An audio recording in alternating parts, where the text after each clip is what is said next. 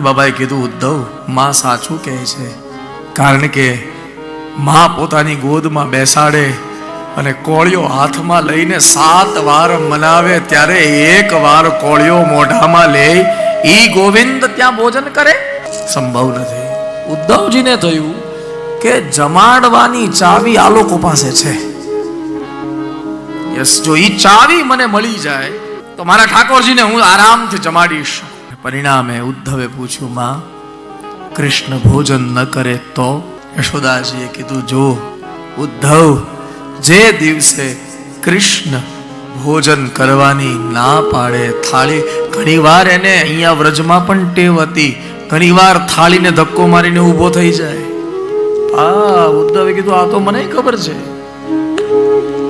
આ તો એટલે માઈ થાળીમાં ભોજન હોય, ખવડાવવું હોય તો? ત્યારે યશોદાજીએ કીધું, જે દિવસે થાળી પરથી ઊભા થઈ જાય, જમવાની ના પાડે, ત્યારે કૃષ્ણને એટલું જ કહેજો કે કૃષ્ણ, તમે ન જમો તો તમને નંદ અને યશોદાના સોગંદ છે, તમે અમારા સોગંદ આપશો.